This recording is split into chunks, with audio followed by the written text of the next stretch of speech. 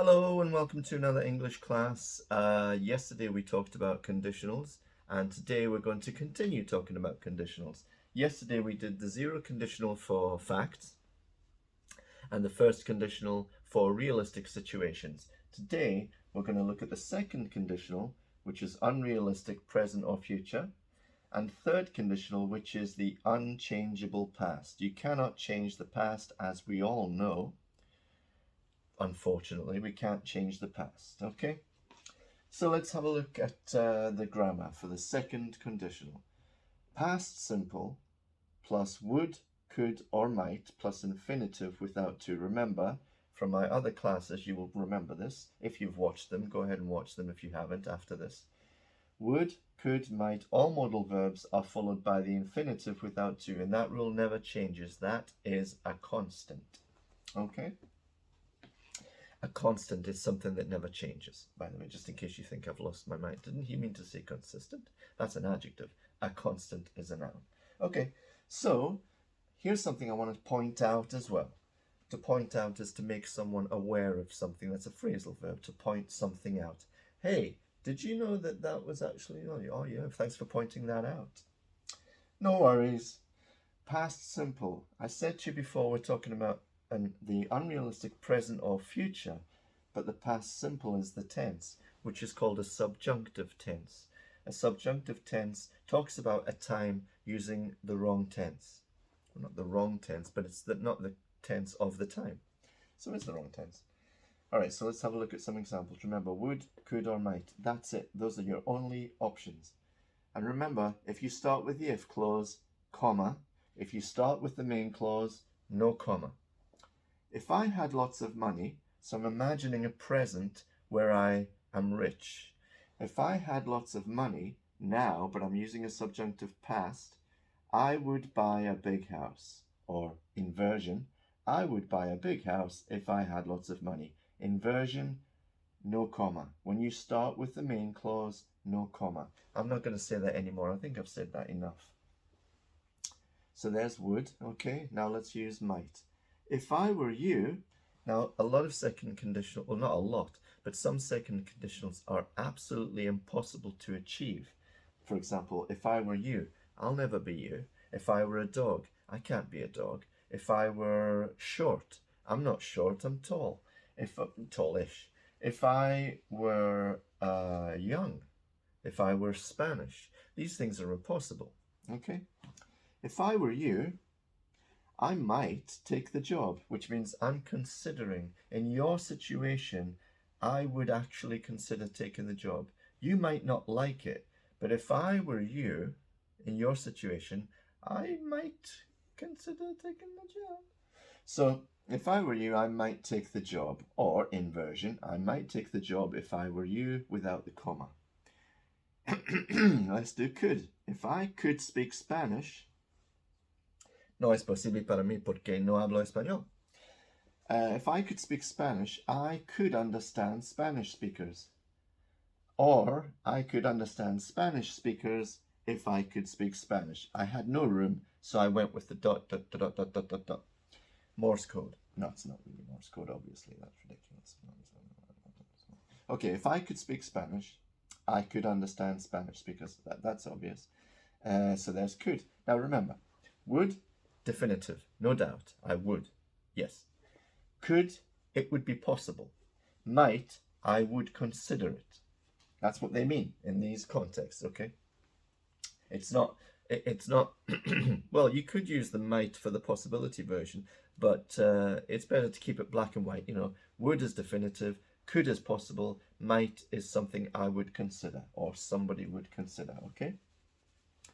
Now, there is a variation for the second conditional, and it's very formal, and you don't have to use it, but it's good if you understand it.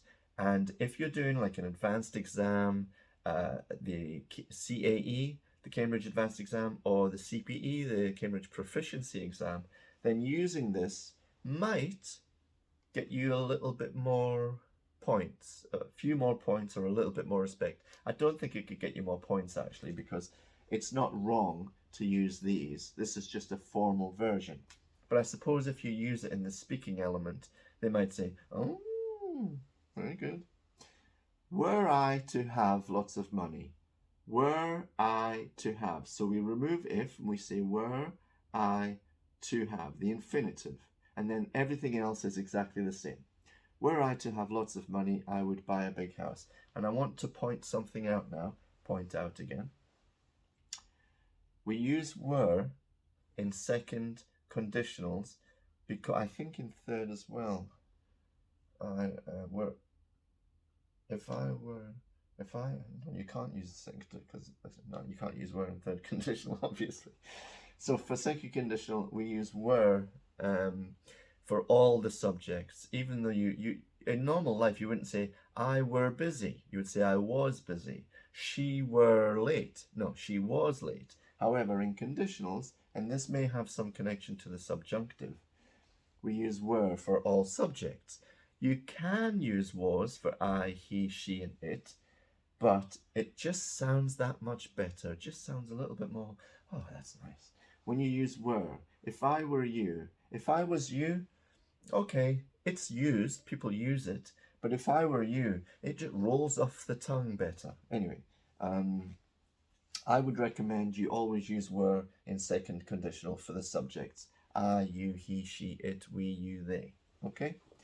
All right, that's the variation. It's not necessary to learn it, but there it is. Third conditional, grammar, past perfect, plus would, could, or might, the same, plus have done.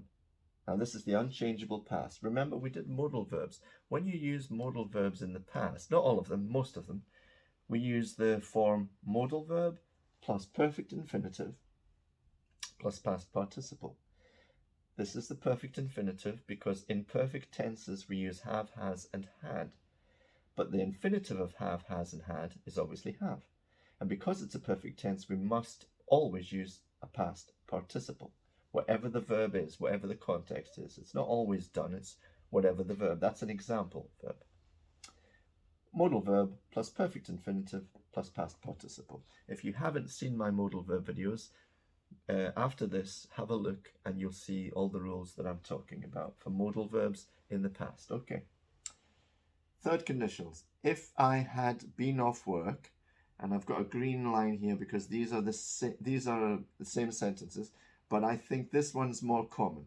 If I hadn't been working, or if I had been off work, I would have gone to the party. So we're talking about an unchangeable past. So last night there was a party and it sounded like an interesting party, but I was working, so I didn't go.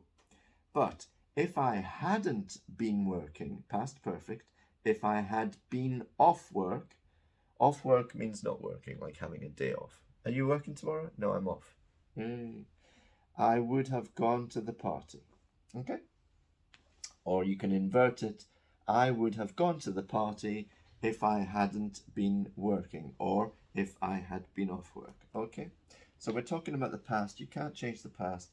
Past perfect plus would, could, or might plus have plus past participle. Let's use could this time. If I had stayed in uni, now, in uni, at uni. Let me explain the difference, because prepositions are difficult for some people, and I understand why. In uni means you're a student of uni. At uni means you are there in the premises. Now, it's okay to say if I had stayed at uni, that's okay. But in normal senses, in uni, in school, means you're a student of university or school. Not necessarily there right now. At school or at uni is definitely right there. You're there right now, or whenever in the context. If I had stayed in uni, past perfect, had stayed. Past perfect is always had plus past participle. Had plus past participle. Had, hadn't, it's a negative, plus past participle. That's the past perfect. Very simple. We'll do a class one day on past perfect. If I had stayed in uni, I could have got a better job. Means if I had stayed in uni, my chances of getting a better job would be greater because greater meaning bigger. I could have got a better job. It would have been possible.